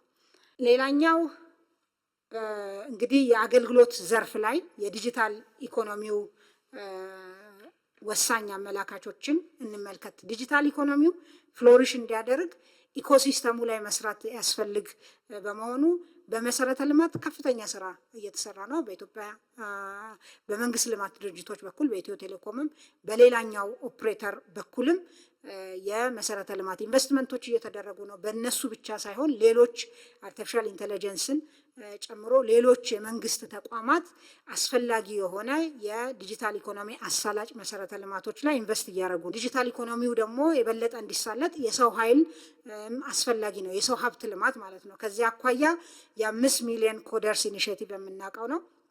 በፕሮግራሚንግ፣ በዳታ ሳይንስ፣ በአንድሮይድ ልማት መሰረታዊ የዲጂታል ክህሎት ላውንች ተደርጓል። ከዚህ አኳያ 643,643 የሚሆኑ ዜጎች ተመዝግበው ስልጠና እየወሰዱ ነው። ከዚህ ውስጥ 239,613ቱ ተመርቀዋል ማለት ነው ኢንተርናሽናል ሰርቲፊኬት ይዘው። ይሄ ሪሞት ጆብስ ለምንላቸው ቅድም ማይክሮሶፍት ለማክዶናልድ ይሰራሉ እዚህ ሆነው የምንላቸው ልጆች ውስጥ የሚካተቱ ያ አቅም እንዲሰፋ የሚያደርጉ ልጆች ወይም ወጣቶች ናቸው ማለት ነው። የኢንተርኔት ተጠቃሚዎች ቁጥር 50.2 ሚሊዮን ደርሷል። የሞባይል ተጠቃሚዎች ቁጥር 86.6 ሚሊዮን ደርሷል። የቴሌብር ደንበኞች 52 ሚሊዮን በላይ ሆነዋል ማለት ነው። ሌላው የዲጂታል ኢኮኖሚ ወሳኝ ምሰሶ ፋይዳ ነው፣ የዲጂታል አይዲ ፕሮጀክታችን ማለት ነው። ከዚህ አኳያ 2020 መጨረሻ ላይ 90 ሚሊዮን ዜጎች ዲጂታል አይዲ እንዲኖራቸው እቅድ ተይዞ እየተሰራ ነው። በ2017 23 ሚሊዮን ለማድረስ ታቅዷል። አሁን ላይ 14 ሚሊዮን ዜጎች ዲጂታል አይዲ ወስደዋል። ከ55 በላይ ተቋማት ትስስር በመፍጠር ለሌሎች ተቋማት የመረጃ ምንጭ በመሆንና የማረጋገጥ አገልግሎት ይሄ ኦፊስ እየሰጠ ይገኛል ማለት ነው። የፋይዳ ሌላኛው ፋይዳ ደግሞ ኢትዮጵያን በዲጂታል ኢገቨርንመንት ሪፖርት ላይ በፋይዳ ምክንያት ብቻ በ10 ደረጃ ጃምፕ እንድታረግ እንድትዘል አድርጓታል ማለት ነው፣ እንድትቀድም 10 ሀገሮችን። ይሄ የዩኤን ሪፖርት ነው፣ ባለፈው የወጣ እንደምታውቁት። ፋይዳ ይሄን ኮንትሪቢዩሽን አለው። በዚህ ለምሳሌ እንደው ዘርዘር አድርገን አንዳንድ ጉዳዮችን ብናይ በሀገር ውስጥ በለማ ዲጂታል ሲስተም 35 ሚሊዮን ዶላር ወጪ ማስቀረት ተችሏል። በኢትዮጵያ ደረጃ የኢትዮጵያ ደረጃ ቅድም እንዳልኩት ከነበረበት በ10 ከፍ ብሏል። ገቢዎች ከፋይዳ ጋር ተሰናስሎ መስራት በመጀመሩ በየአመቱ ላይሰንስ ለማደስ ያወጣ የነበረውን 100,000 ዶላር አስቀርቷል። 33ቱም ባንኮች አሁን ከፋይዳ ጋር እየሰሩ በመሆናቸው የፋይናንስ ሴኪዩሪቲን ከማረጋገጥ አኳያ የራሱ ትልቅ ሚና ተጫውተዋል ማለት ነው። ሌላኛው ፒላር የቢዝነስ አሰራርና ኢንቨስትመንት ምቹ ሁኔታን ከመፍጠር አኳያ እየተሰሩ ያሉ ስራዎች አሉ። ለምሳሌ የሎጂስቲክ ዘርፍ ማሻሻያዎች ለ3 መልቲሞዳል ትራንስፖርት ኦፕሬተሮች ዘርፉ ሊብራላይዝድ ሆኗል፣ ፍቃድ ተሰጥቷል። በኮንቴነር አሽጎ የመላክ ምጣኔን 64 በመቶ ማድረስ ተችሏል። የመርከቦች የወደብ ላይ ቆይታ 12.6 ቀናት ሆኗል ማለት ነው። ሌላው የንግድ አሰራር ማሻሻያ ነው። በዚህ ፒላር ውስጥ የሚታየው እንደምታስታውሱት የጅምላና ችርቻሮ ንግድን ለውድድር ክፍት አድርገናል፣ ሊብራላይዝ አድርገናል። ያ ከተደረገ በኋላ ወደ 260 በላይ የውጭ ኢንቨስተሮች ፍላጎት አሳይተዋል። 79ኙ ይሁንታ አግኝተዋል። 57ቱ በገቢ ንግድ፣ 22ቱ ደግሞ በወጪ ንግድ ነው ፍቃድ ያገኙት። 40 ከዚህ ውስጥ ፍቃድ አውጥተዋል። ከ40 ውስጥ 27ቱ ገቢ የኢንቨስትመንት ፍቃድ አውጥተዋል ማለት ነው። 27ቱ በገቢ 17ቱ በወጪ ንግድ 8 የሚሆኑት ከነዚህ ውስጥ በገቢ ንግድ ተሰማርተው የተለያዩ ምርቶችን ማምጣትና ማቅረብ ጀምረዋል ማለት ነው።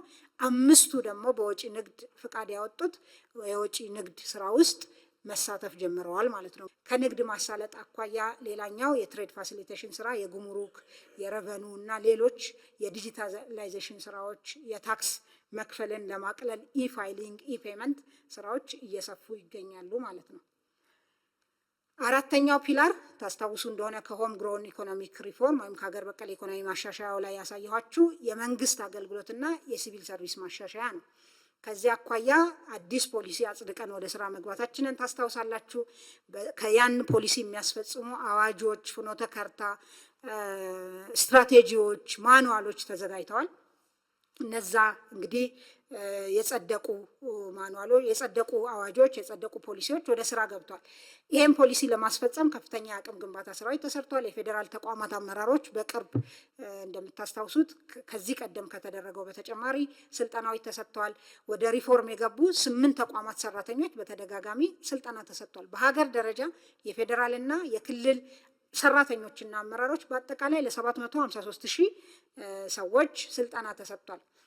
ዲጂታይዝ ማድረግ አንዱ የሪፎርሙ አካል በመሆኑ ሲቪል ሰርቪስን መረጃ የማደራጀት ማዘመንና ጥቅም ላይ የማዋል ስራ ተሰርቷል። በተለይ የኢስሚስ ስራን የኢንቴግሬትድ ሲቪል ሰርቪስ ማኔጅመንት ኢንፎርሜሽን ሲስተም ነው።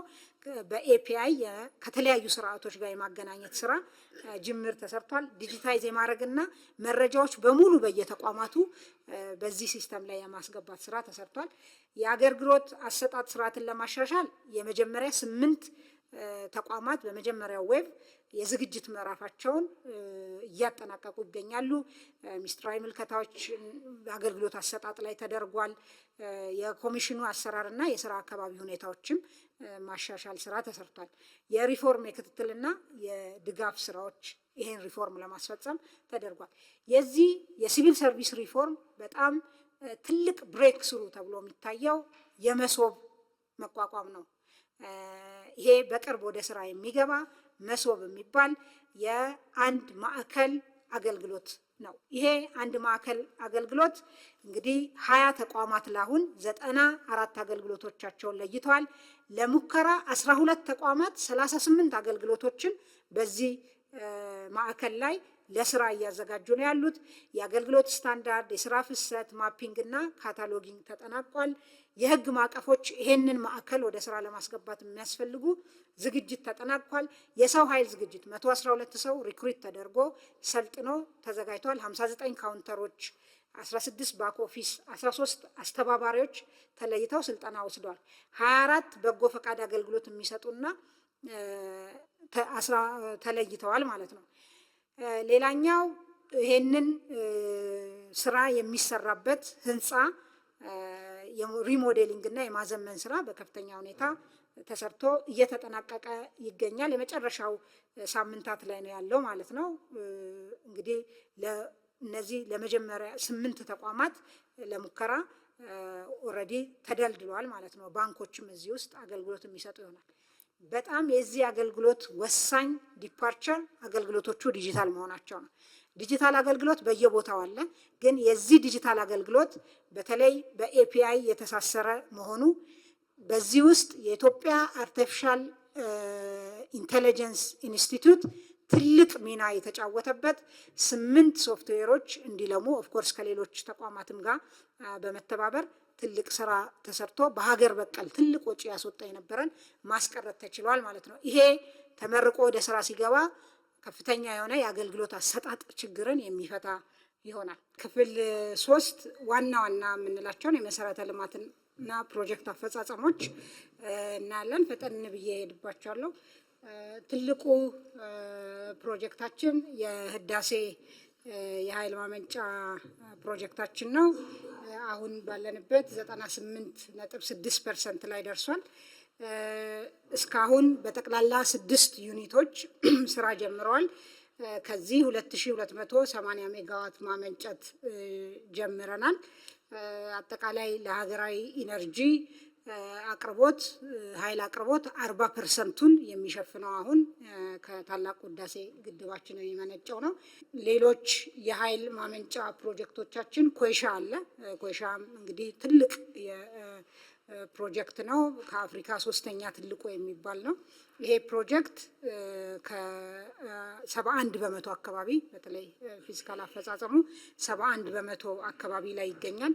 በሚቀጥሉት 2 ዓመታት ተጠናቆ ወደ ስራ እንደሚገባና አሁንም የኢትዮጵያን የኃይል ዝግጁነት የኢነርጂ ዝግጁነት ለኢንዱስትሪያላይዜሽን የሚሆን በአጠቃላይ ለአካባቢውን ቀጠናችንን ፓወር ከማድረግ ከዛም ባሻገር ለመሄድ የምናደርገው ጉዞ ትልቅ አቅም እንደሚሆን የሚታሰብ ፕሮጀክት ነው። ሌላው የንፋስ ፕሮጀክቶች አሉን 2 አይሻ እና አሰላ። እነዚህ ፕሮጀክቶች አይሻ 84% ደርሷል። አሰላ ደግሞ 82% ደርሷል አፈጻጸማቸው ማለት ነው። ሌላው ትልቅ ፕሮጀክት ሳይጠቀስ መታለፍ የሌለበት አዲሱ የኤርፖርት ከተማ ግንባታ ፕሮጀክት ነው። አሁን ባለንበት ከ30 ቢሊዮን ብር በላይ በሆነ ኮንትራክት በ8 ሎት የግንባታ ቦታውን የማዘጋጀት ስራ እየተሰራ ይገኛል። የኤርፖርት ከተማው የዲዛይን ስራ የማጠናቀቅና ሀብት የማሰባሰብ ስራ በስፋት እየተሰራ ይገኛል ማለት ነው። ሌላ ፕሮጀክቶች እንግዲህ በርካታ በሀገራችን በተለያዩ አካባቢዎች ያሉ የመኖሪያ ቤት ፕሮጀክቶች ናቸው።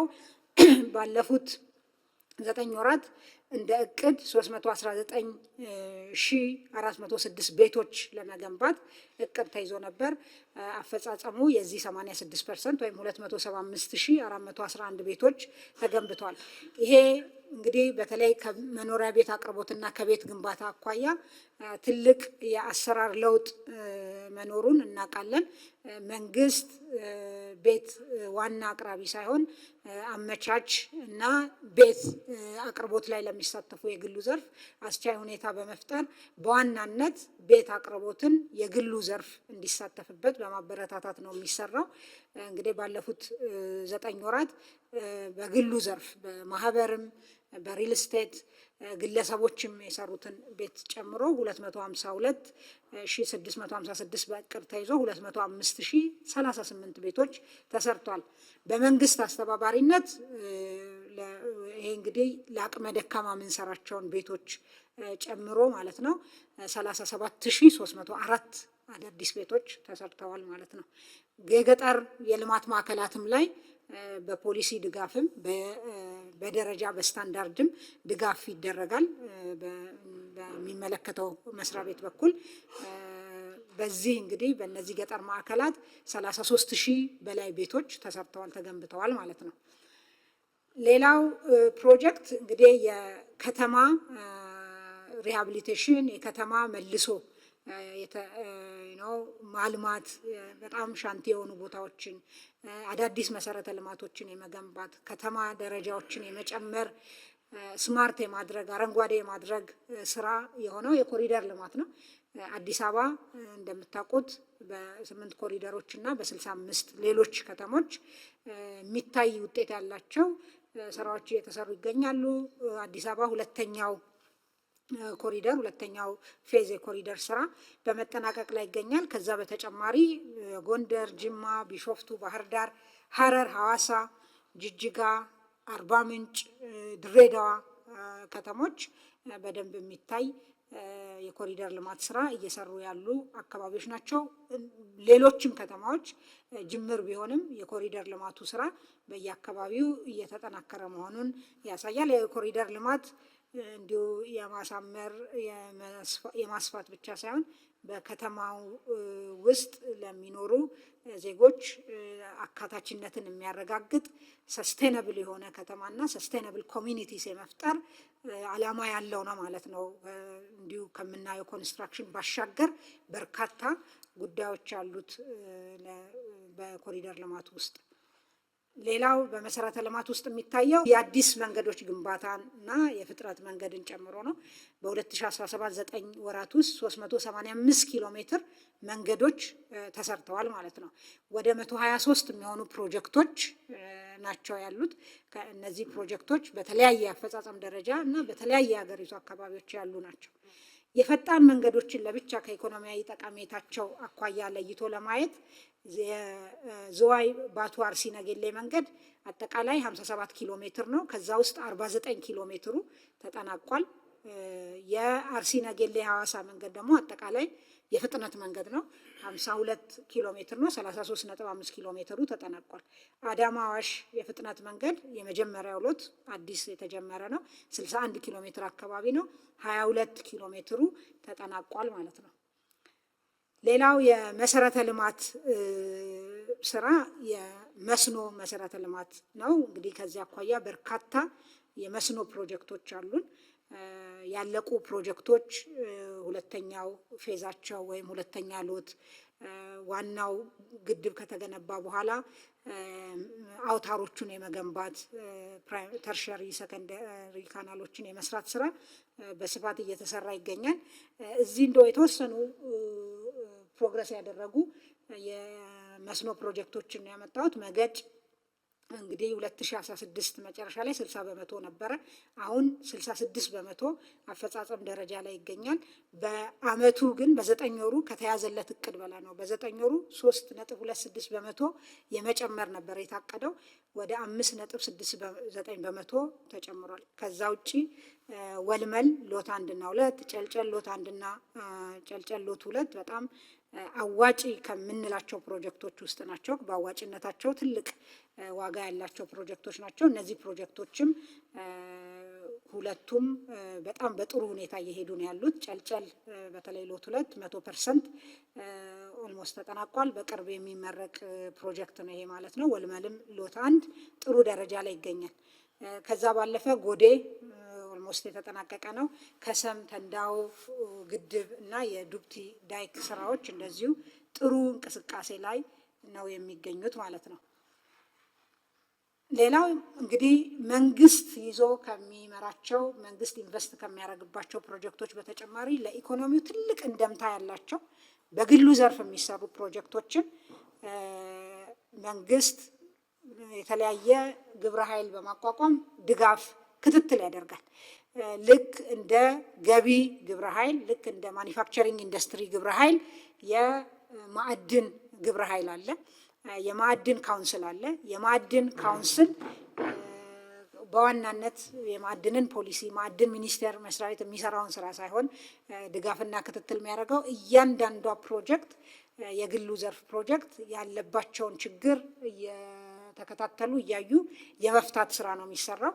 በዚህ እንደምታውቁት አንድ ብቻ የወርቅ ካምፓኒ በካምፓኒ ደረጃ የሚሰራ አንድ ብቻ ከነበረበት ባለፉት በዚሁ 9 ወራት 2 ተጨማሪ የወርቅ ፋብሪካዎች መከፈታቸውን ታውቃላችሁ፣ ተመርቀዋል። እነዚህ የኢትኖ ማዕድን እና ዋይኤምጂ የሚባሉት የማዕድን ካምፓኒዎች ናቸው። ሌላው ኢዛና ማዕድን የሪሃቢሊቴሽን ስራ ሰርቶ መልሶ ግንባታውን አጠናቋል። የሙከራ ምርት ላይ ነው የሚገኘው ማለት ነው። ሌላኛው ከማዕድን አኳያ የድንጋይ ከሰል ነው። እንደምታውቁት የድንጋይ ከሰል ሲሚንቶን ጨምሮ ለአንዳንድ የአምራች ኢንዱስትሪ ዘርፎች የኢነርጂ ምንጭ ከመሆን አኳያ ትልቅ ሚና የሚጫወት ነው። በጣም በርካታ ዶላር ተከፍሎ ከውጭ እንደሚመጣ እናውቃለን። ይሄንን በሀገር ውስጥ ግን ጥሬ ዕቃው እያለ የማጠብ እና እነዚህን ደግሞ የማጠብ ስራ የሚሰሩ ፋብሪካዎችን ፕላንቶችን የማቋቋም እና ኢንቨስትመንቱን የማምጣት ነበረ ክፍተቱ። አሁን እንግዲህ ባለፉት 9 ወራት ኢቲ ሚነራል ተጠናቆ ወደ ምርት ገብቷል። ተመርቆ ዮ ሆልዲንግ የሚባል ፕላንት አንዱን ሌላ ፕላንትም አለው እሱን እየሰራ ነው። ፕላንት አንድ እንደዚሁ ተጠናቋል። ይሄ 155,000 ቶን በአመት ያመርታል። የኢቲ ሚነራል 150 ቶን ድንጋይ ከሰል ማጠብ የሚችል ነው በሰዓት። ኢቲ ሚነራል ዴቨሎፕመንት እንደዚሁ 45,000 ቶን በአመት የሚያመርት በግንባታ ሂደት ላይ ይገኛል። ትልቁ ደግሞ ናሽናል ማይኒንግ ኮርፖሬሽን የያዘው በአመት 1 ሚሊዮን ቶን የሚያመርት ግንባታ ተጠናቆ የቴስት እና ኮሚሽኒንግ ስራ ላይ ይገኛል። ይሄ ከ2 ሚሊዮን ቶን በላይ በአመት እንድናመርት ያደርገናል። እነዚህ ፋብሪካዎች ሙሉ በሙሉ ወደ ስራ መግባት በአመት ለአሁን እኛ የምንፈልገው ወደ 1.5 ሚሊዮን ቶን ነው። እኛ ሰርፕለስ ኖሮን ኤክስፖርት ለማድረግ እድል የሚፈጥር ነው ማለት ነው። ሌላው የሲሚንቶ ነው። ሲሚንቶ እንደምናውቀው ልክ ሌሎቹን ፋብሪካዎች ኢንቨስትመንቶች የግል ዘርፍ ተደግፈው ወደ ስራ እንዲገቡ ችግሮቻቸው እንዲቀረፉ እንደተደረገው ለሚ ናሽናል ሲሚንቶም እንደዚሁ በጣም በመንግስት ክትትል ድጋፍ ወደ ስራ ገብቶ እስካሁን ከተመረቀ በኋላ ከ700,000 ቶን ሲሚንቶ በላይ አምርቷል። ሌላው ፓዮኒር ሲሚንቶ ነው። የማስፋፊያ ስራ የማምረት አቅሙን ወደ 600,000 ቶን ለማሳደግ ስራ ጀምሮ ነበር። ከ3 ወር በኋላ ይመረቃል ፕሮጀክቱ ያለበት ሁኔታ የሚያሳየው ማለት ነው። እንግዲህ ስለ ዋና ፕሮጀክቶች ይናክል ካልኩኝ ከዘላቂ ልማት አኳያና ማህበራዊ አካታችነትን ከማረጋገጥ አኳያ ምን እንደተሰራ አነሳለሁ። በአብዛኛው ማጣቀሳቸው ቁጥሮች የዩኤን ተቋማትና ሌሎች ያወጧቸውን በወሳኝ ኢንዲኬተሮች በአካታችነት አመላካቾች ያነሷቸውን እና ያወጧቸውን ሪፖርቶችንም እንደ ማጣቀሻ እጠቅሳለሁ ማለት ነው። ከትምህርት አኳያ ትምህርት ጥራትን ለማሻሻል በተለይ የትምህርት ቤቶቻችን ሁኔታ የአጠቃላይ ትምህርት ቤቶቻችን ሁኔታ የትምህርትን ጥራት የትምህርትን አውትካም የሚወስኑ በመሆናቸው የክፍሎች ሁኔታን የተሻሉ ደረጃቸውን የመጠኑ ትምህርት ቤቶች እንዲሆኑ ውሃ፣ መታጠቢያ ቤት፣ ወንበሮች እና መጽሐፎች እንዲሁም አስፈላጊ የትምህርት ቤት ግብዓቶች የትምህርት ጥራትን ማሳካት የሚያስችሉ ለመስራት በተጨማሪ እንግዲህ የትምህርት ለትውልድ የሚባል ኢኒሼቲቭ በክቡር ጠቅላይ ሚኒስትራችን መጀመሩን እናስታውሳለን። በዚህ በ2 ዓመት እንግዲህ እንደምናየው 82 ቢሊዮን ብር መሰብሰብ ተችሏል። የተሰራ ስራ ቅድመ አንደኛ ደረጃ ትምህርት ቤት በ2 ዓመት 5904 አዲስ ቅድመ አንደኛ ደረጃ ትምህርት ቤት በትምህርት ለትውልድ ብቻ ኋላ እመጣለሁ አጠቃላይ ምን ያክል ኬጂዎች እንደተሰሩ። አንደኛና መካከለኛ ደረጃ ትምህርት ቤቶች 832 ተሰርተዋል። የሁለተኛ ደረጃ ትምህርት ቤቶች 712 ተሰርተዋል። በአጠቃላይ 6815 ትምህርት ቤቶች ተሰርተዋል። በዚህ በሞቢላይዝ በተደረገ ገንዘብ ማለት ነው። በነባር ትምህርት ቤቶች ላይም እደሳ ስራ ተሰርቷል። አዲስ ክፍሎች ከ10 ሺህ በላይ ተሰርተዋል። መታጠቢያ ቤቶች፣ የውሃ ተቋማት በሺዎች የሚቆጠሩ ተገንብቷል። እድሳት የተደረገላቸው ትምህርት ቤቶች በአጠቃላይ ወደ 22343 ናቸው። ተጨማሪ 26793 የተማሪዎች ወንበር ወይም መቀመጫ በዚህ በትምህርት ለትውልድ በተሰበሰበ ገንዘብ ተሰርቷል። ሌላው በተጨማሪ ከትምህርት ለትውልድ ውጪ በፌዴራል ትምህርት ሚኒስቴር የልማት አጋሮችን በማስተባበር 162 ትምህርት ቤቶች ግማሹ ተጠናቆ የማረካከብ ስራ ተሰርቷል። እንደምታውቁት የፌዴራል መንግስት አጠቃላይ ትምህርት ላይ በህጉ መሰረት አይሳተፍም፣ መሳተፍም ግዴታ የለበትም። መሰረተ ልማቱ ላይ ግን ያሉ ክፍተቶችን ለመሙላት እና የትምህርት ጥራትን ስታንዳርድ ሴትም ለማድረግ እንዲቻል እነዚህ ትምህርት ቤቶች እየተሰሩ ነው። ለምሳሌ 50 አንደኛ ደረጃ ትምህርት ቤት ተጠናቀው ለሚመለከተው ተረክበዋል። 31 ሞዴል ትምህርት ቤቶች በስራ ሂደት ላይ ይገኛሉ። 16ቱ አክቹዋሊ ኮንስትራክሽን ስራ ውስጥ ገብተዋል። 15ቱ ኮንትራት እየተሰጠ ነው ያለው ማለት ነው። 10 በጦርነት የፈረሱ ትምህርት ቤቶች እየተሰሩ ነው፣ ተሰርተዋል፣ ተጠናቀዋል። 8 አዳሪ ትምህርት ቤቶች እንደዚሁ ማለት ነው። እና እንግዲህ በትምህርት ጥራትን ከማስጠበቅ ተደራሽነትን ከማስፋፋት አጠቃላይ ማህበራዊ አካታችነትን ከማረጋገጥ አኳያ ትምህርትን የመሰለ ኢንቨስትመንት የለም። ከዚህ አኳያ መንግስት ከፖሊሲም ባሻገር በተለያዩ አማራጮች ትምህርት ተደራሽነትን ለማስፋት እየተሰራ ነው ማለት ነው። ሌላው እንግዲህ ይሄ ከ2018 በኋላ ያለ ለውጥ ነው። እንደምታውቁት መንግስት በአጠቃላይ ትምህርትም በተለይ ደግሞ በፕሪ ፕራይመሪ ኤዱኬሽን በምንለው ቅድመ አንደኛ ደረጃ ላይ በፖሊሲው ያልነበረ ነው። በአዲሱ ፖሊሲ የቅድመ አንደኛ ትምህርት በሁሉም አካባቢ መሰጠት አለበት። በተለይ የትምህርት አውትካምን በከፍተኛ ሁኔታ ይወስናል። የኤርሊ ቻይልድሁድ ዴቨሎፕመንት ላይ ትልቅ ሚና የሚጫወት በመሆኑ እዚህ ላይ ትኩረት ሰጥቶ ሲሰራ ቆይቷል። ከዚህ አኳያ ባለፉት 5 ዓመታት 35322 ትምህርት ቤቶች ተሰርቷል። ይሄ እንግዲህ ቅድም ያልኳቸው ጋር ሲደመር ይሄ ከፍ ያለ ቁጥር ይሆናል ማለት ነው።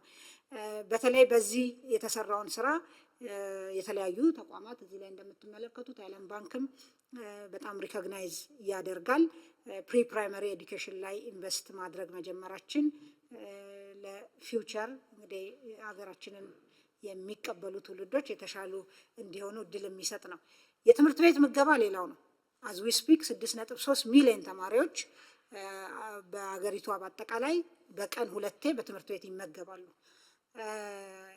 ሌላው እንደ ኢንዲኬተር እንደ ውጤት አመላካች የምናየው ንጥር ተሳትፎ ይባላል። የትምህርት ተሳትፎ የፕሪ ፕራይመሪ ወይም የቅድመ አንደኛ ንጥር ተሳትፎ በአጠቃላይ 45% ደርሷል። ይሄ እንግዲህ በግል ብቻ አቅም ያለው ልኮ የሚያስተምር ከነበረበት የመንግስት በመጨመሩ የመጣ ምርታ ነው ማለት ነው። እና ይሄ አንዱ ትልቅ የማህበራዊ አካታችነት ፒላር ነው ብለን ነው የምንወስደው። አጠቃላይ ከ1ኛ እስከ 8ኛ ክፍል ንጥር ተሳትፎም የኮቪድ ጊዜ በክላይሜት ቼንጅ በኮንፍሊክት ትንሽ ሂካፕ አጋጥሞት እንደገና ፒክ ማድረግ ጀምሯል። እንደምታዩት የ2016 መረጃ ነው ይሄ። የ17 ተጠናቆ ይወጣል። 88.4 በመቶ ደርሷል። ንጥር ተሳትፎ ነው። ይሄ ማለት ምንድን ነው? በእድሜያቸው መግባት ባለባቸው ጊዜ ገብተው ለምሳሌ 1ኛ ክፍል ላይ በ7 ዓመቱ ከሆነ በ7 ዓመቱ የገባው ልጅ ብቻ ተቆጥሮ ነው። እዛ ክፍል ውስጥ በ10 ዓመቱ ያለ ሊኖር ይችላል፣ የ11 ዓመት ልጅ ሊኖር ይችላል። ያን አያካትትም። ይሄ በእድሜው የገባ ልጅ ብቻ ትልቅ የጥራት አመላካች ነው። 88% መድረስ ተችሏል ማለት ነው። ሌላኛው ጤና ነው። የማህበራዊ አካታችነት ወሳኝ አመላካች በተለይ የእናቶችና የህፃናት ጤና ላይ የሚሰራ ስራ የእናቶች ሞት ምጣኔ የተባበሩት መንግስታት የሰስቴናብል ዴቨሎፕመንት ጎል ዘላቂ የልማት ግቦች ላይ የተቀመጠ ግብ አለ በ2030 መሳካት ያለበት። እዛ ላይ ከመድረስ አኳያ ኢትዮጵያ እያደረገች ያለችው በጣም ጥሩ እንቅስቃሴ መሆኑን የሚያሳይ ሰሞኑን የወጣ የዩኤን መረጃ እንደሚያሳየው 412 ከ1000 ላይቭ በርዝስ የነበረ የሞት ምጣኔን ወደ 195 ማውረድ ተችሏል። ይሄ የ2015 ነው። በቅርብ ደግሞ ተጨማሪ መረጃ የሚወጣ ይሆናል። ይሄንን በጣም በዓለም አቀፍ ደረጃ ሪኮግኒሽን ያገኘ እንግዲህ ሰሞኑንም አይታችሁ ከሆነ ሶሻል ሚዲያ ላይ የነበረ ሪፖርት ነው፣ የዩኤን ሪፖርት ላይ ማለት ነው። ኢትዮጵያ ይሄን እቅድ ልታሳካ እንደምትችልም ማሳያ ነው።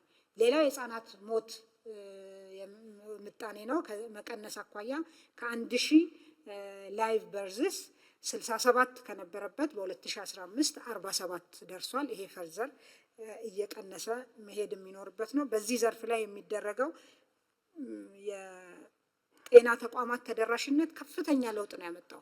በጤና ጣቢያ፣ በክሊኒክ፣ በሆስፒታል መጀመሪያ ደረጃም ሁለተኛ ደረጃ ሆስፒታሎችም ቁጥር በከፍተኛ ሁኔታ ጨምሯል። ያ ተደራሽነት እነዚህን የሞት ምጣኔዎችን ለመቀነስ ትልቅ ሚና ነበራቸው ማለት ነው። ሌላኛው የአገራዊ ንጹህ መጠጥ ውሃ ነው። እንግዲህ አንዱ ውጤት የዜጎችን የኑሮ ሁኔታ እና ጥራት ከሚያሻሽሉ ነገሮች ውስጥ የውሃና የኢነርጂ ተደራሽነት ነው። እዚህ ጋር የውሃ እንግዲህ ተደራሽነትን ስናይ 69 በመቶ ደርሷል። አጠቃላይ ናሽናል የውሃ የንጹህ መጠጥ ውሃ ተደራሽነት። ሌላው የማህበራዊ አካታችነት ማሳያ እንግዲህ የተለያዩ የህብረተሰብ ክፍሎችን በተለይ ተጋላጭ የሆኑ የህብረተሰብ ክፍሎች ተሳትፎን፣ ተጠቃሚነትን የሚያረጋግጡ ስራዎችን ውጤታማነት የሚለካ ነው። ከዚህ አኳያ የጾታ ምጥጥን የጀንደር ጋፕ ኢንዴክስ፣ ይሄም የኢንተርናሽናል መለኪያ በዓለም አቀፍ ተቋማት የወጣ ነው። 2015 ላይ ከነበረበት 0.64 2023 ላይ 0.711 ደርሷል። በዚህም ኢትዮጵያ ግሎባል ራንኳ በ2015 124ኛ ሀገር ነበረች። አሁን በ2023 ላይ 75ኛ ሆናለች። ይሄ ኢንዴክስ የሚያየው በኢኮኖሚ ተሳትፎና ተጠቃሚነትን፣ በማህበራዊ ጉዳይ ተጠቃሚነትን፣ አካታችነት ምን ያክል ተረጋግጧል የሚለውንና ፖለቲካዊ ተሳትፎን የሚመለከት ነው። በእነዚህ ኢንዴክስ ኢትዮጵያ ጥሩ አፈጻጸም ያሳየች መሆኑን ያሳያል ግሎባል ራንኩ። ሌላኛው ከዘላቂ ልማት ማህበራዊ አካታችነት አኳያ የምናየው ለዜጎች ምቹ የሆነ ከተማን መፍጠር፣ ሰስቴናብል የሆነ ሲቲ ሰስቴናብል ኮሚኒቲ ብለው ያስቀመጡትን ግብ ከማሳካት አኳያ እየተሰሩ ያሉ ስራዎች ነው። ለማሳያ ሌላ ጋር የተሰራው እንዳለ ሆኖ በቁጥር በቅርብ ስላለኝ ያመጣሁት በአዲስ አበባ ብቻ ባለፉት 2 የኮሪደር ስራዎች 28 የስፖርት ማዘውተሪያ ቦታዎች በየአካባቢው ተሰርተዋል ማለት ነው። ይሄ የዜጎችን የኑሮ ጥራት የኑሮ ሁኔታ ከማሻሻል አኳያ ትልቅ ሚና የሚጫወት ነው። ፓርኮች በነፃ ለዜጎች ኦፕን ስፔሶች ፓርክና ፕላዛ ከ193 በላይ ተገንብተዋል ማለት ነው። በህፃናት መጫወቻዎች 66 አካባቢ ተገንብተዋል። ይሄ በአጠቃላይ በከተማ ውስጥ ለዜጎች ምቹ ሁኔታ ከመፍጠር አኳያ አካታች ከመሆን አኳያ ትልቅ ሚና የሚጫወት ነው። ሳልጠቅስ የማላልፈው ባለፉት 6 ዓመታት የአቅመ ደካማ ቤቶችን የማደስ በየክልሉ ከክቡር ጠቅላይ ሚኒስትራችን ጀምሮ የተወሰደው ኢኒሼቲቭ በአጠቃላይ ከ170 ሺህ በላይ ቤቶች ተገንብተው ለተጠቃሚዎች ተላልፈዋል። በአዲስ አበባ ብቻ ባለፉት 9 ወራት በመልሶ ማልማት 8672 ቤቶች ተገንብተዋል ማለት ነው በ9 ወር ብቻ። ሌላኛው እንግዲህ የማህበራዊ አካታችነትና በአጠቃላይ የሉዓላዊነትና የአይበገሬነት መሰሶ አድርገን የወሰድነው ሰብአዊ ድጋፍን በራስ አቅም የመሙላት አዲሱ እይታ ነው። ለዚህ አዲስ ፖሊሲ፣ አዲስ ህግ፣ አገር በቀል አቅም ለመገንባት 5 ፒላሮች ያሉት እቅድ ታቅዶ ወደ ስራ ተገብቶ ነበር። 5ቱ ፒላሮች እንደምታስታውሱት የመጠባበቂያና የዕለት ደራስ ክምችት በራሳችን ስትራቴጂክ ሪዘርቭ የመያዝ፣ የአደጋ ስጋት ምላሽ ፈንድ ማደራጀት፣ ሰብአዊ ድጋፍ ማከማቻ መጋዘኖችን ማስፋፋት እና ጥራታቸውን እና ደረጃቸውን የጠበቁ ማድረግ፣ ቅጽበታዊ አደጋዎች አገልግሎት ማደራጀት፣ የቤተሰብ ኃላፊነትና የማህበረሰብ አጋርነትን በዚህ ውስጥ በደንብ ሞቢላይዝ አድርጎ መጠቀምን የሚል ነው። እንግዲህ አሁን ዓለም ያለበት ሁኔታ ቅድም እንዳልኩት የልማት አጋርነት ኦፊሻል ዴቨሎፕመንት አሲስታንስ በደንብ ጎልቶ ችግሩ እየወጣ ያለው አሁን ቢሆንም ይሄን እኛ ቀድመን ህዝባችንን በሚሊዮኖች የሚቆጠሩ ዜጎችን አወያይተን ወደ ስራ ገብተናል ማለት ነው። ይሄን እንግዲህ ከዓመት በላይ የሆነው ኢኒሼቲቭ ነው። ከዚህ አኳያ ምን ውጤቶች ተገኙ የሚለው በየክልሉ መሬት እንዲለይ ይሄ ስትራቴጂክ ሪዘርቭ የሚመረትበት መሬት እንዲለይ በተደረገው መሰረት እስካሁን ከሚጠበቀው 40% መሬት ተለይቷል። ወደ 101,221 ሄክታር መሬት ማለት ነው። በ5% አካባቢ ላይ ተዘርቶ 1 ሚሊዮን ኩንታል ለስትራቴጂክ ሪዘርቭ እንግዲህ ያልነበረን ነው ማምረት ተችሏል። የአደጋ ምላሽ ፈንድ በሚመለከት በ11 ክልሎችና ከተማ አስተዳደሮች ህጋዊ አሰራር ካውንስላቸው አጽድቀው አዘጋጅተዋል። መደበኛ የሰብአዊ ድጋፍ 9 ክልሎች በራሳቸው አቅም ፍላጎታቸውን እየሸፈኑ ነው ማለት ነው። የሰብአዊ ድጋፍ ፈላጊ ቁጥር ባለፉት 5 ዓመታት እንግዲህ በተደረገው የማጣራት ስራ በ86 በመቶ ቀንሷል። እንግዲህ አጠቃላይ የዘላቂ ልማትን የማሳካትና ማህበራዊ አካታችነትን እንዲሁም ሁለንተናዊ ሉዓላዊነትን ከማረጋገጥ አኳያ እነዚህ ስራዎች ማሳያ ናቸው። 5ኛው ክፍል አስቻይ ሁኔታ እንግዲህ ቅድም ስነሳም እንዳልኩት ልማት ኢኮኖሚ ልማትን ለማሳለጥ የሰላም የዲፕሎማሲና አጠቃላይ የትብብር ቀጠናዊ የሚሆን ዓለም አቀፋዊ ትብብር ሁኔታዎች በጣም ወሳኝ ናቸው። ከዚህ አኳያ ባለፉት 9 ወራት ምን ተሰሩ የሚለውን ስንመለከት እንግዲህ በተሰሩ የፖለቲካ የድርድርና የህግ ማስከበር ስራዎች ከዚህ ቀደም የሰላም እጦት የነበረባቸው አካባቢዎች የተሻለ ሰላም መገኘት መቻሉ በርካታ ማሳያዎች አሉ። እንግዲህ በአማራና በኦሮሚያ እንዲሁም በሌሎች ክልሎች ታጣቂ ኃይሎች የመንግስት ጥሪን ተቀብለው እየገቡ መሆኑ አንዱ ማሳያ ነው። ሀገራዊ ምክክር ከትግራይ ክልል ውጪ በሁሉም ክልሎች መካሄዱ በተለይ ደግሞ በአማራ ክልል በቅርብ መካሄዱ በዛ ክልል ያለው የጸጥታ ሁኔታ የተሻለ እየሆነ የሄደ መሆኑን ማሳያ ነው። የትግራይ ክልል ጊዜያዊ አስተዳደር እንዲራዘምና መልሶ እንዲቋቋም መደረጉ ትልቅ ሚና የተጫወተ ነው። ቀጠናዊ ሁኔታችንን ስንመለከት እንግዲህ በቀጠናችን ዘርፈ ብዙ የፖለቲካ እና የጸጥታ ቀውስ የሚያስተናግድ ቀጠና ነው። ግን ባለፉት ዓመታት በሀገራችን ውስጥ የተፈጠሩ ችግሮች ተፈጥሮ የነበሩ ቻሌንጆችን መሻገርና አሁን ባለንበት ሁኔታ ላይ መድረሳችን ኢትዮጵያን አሁንም የመረጋጋትና የሰላም ማዕከል ለቀጠናው መረጋጋት ወሳኝ ሚና የምትጫወት እና ሚና ተስፋ የሚጣልባት ሀገር መሆኑን ማስረገጥ ይቻላል ማለት ነው። እንግዲህ ፕሬዘንቴሽኔ ሳጠቃልል በቀጣይ ትኩረት የሚሹ ጥቂት ነገሮችን ላንሳ። እንግዲህ የዓለም አቀፍ የንግድ ጦርነት ተጽዕኖ እና እድልን ያገናዘበ ፈጣን የፖሊሲና ተግባራዊ ምላሽ መስጠት ያስፈልጋል። የገቢ ሸቀጦችን የመተካት ስራችን ተጠናክሮ መቀጠል አለበት። በተለይ እኛ እያመረትን ያለናቸው ግን እየገቡ ያሉ ሸቀጦችን መፈተሽና ስልት መቀየስ ያስፈልጋል። እንግዲህ የልማት አጋሮች ድጋፍ መቀነስ ተጽዕኖን ለመቋቋም የሚያስችል የሀብት አመዳደብ ቅደም ተከተልን ታሳቢ ማድረግ ያስፈልጋል። በጥብቅ የፊስካል እና የገንዘብ ፖሊሲ ማዕቀፍ፣ የካፒታል ገበያ አማራጭ፣ የፋይናንስ አቅራቢነትን ማጠናከር ቅድም እንዳየነው 500 ቢሊዮኑ አይነት መንግስትም የሚገዛው ትሬዠሪ ቢል በዛው ቢሳለጥ የተሻለ ውጤት ያመጣል። የዋጋ ግሽበት ክልላዊ ገጽታዎች አሉት፣ ቫሪያቢሊቲዎች አሉት። ያን መሰረት ያደረጉ የምርትና የንግድ እሴት ሰንሰለት ማሻሻያዎችን ማድረግ ያስፈልጋል። የዋጋ ንረት ዝቅተኛ ደረጃ እስኪደርስ ድረስ በትኩረት መስራት ያስፈልጋል። ሳቢ ማበረታቻ ለተሻለ ሬሚታንስ ፍሰትና የሬሚታንስ እንግዲህ ህገወጥ ውድድር ማነቆችን መፍታት ያስፈልጋል። በተለይ ሬሚታንስ በሚፈለገው ደረጃ ለሪፎርሙ ሪስፖንድ አላደረገም ብለን እናምናለን። በእርግጥ ወደ 17 በመቶ እድገት አስመዝግቧል። ግን አሁንም ቢሆን ከዚህ የተሻለ መሆን ስላለበት ባንኮች፣ የንግድ ባንኮች እዚህ ላይ በደንብ መስራት አለባቸው ማለት ነው። የተቋማዊ የገጠር ትራንስፎርሜሽን ስራ የተጀመረው የግብርና ትሩፋቶችን ለማስቀጠልና ለዘርፈ ብዙ ተጠቃሚነት መስፋፋት አለበት። የማዕድን ኢንቨስትመንት ለማክሮ ኢኮኖሚ ያሳየውን በጎ ምላሽ ቀጣይነት ማረጋገጥ ያስፈልጋል። ንዑስ ኢንዱስትሪ ተኮር ዘርፈ ብዙ ድጋፍ ለተሻለ የማኒፋክቸሪንግ ምላሽ ሰጭነት፣ አሁን ማኒፋክቸሪንግም ምላሹ ከአምናው የተሻለ እድገት ቢያስመዘግብም በኤክስፖርትም ቀሪ ስራዎች አሉ። እነዛን አጠናክሮ አሁን የተጀመረው የድጋፍ ስራ መጠናከር አለበት። የፋይናንስ አማራጮች በተለይ ለመሰረተ ልማትና ለቤት ልማት በደንብ መጠናከር አለበት።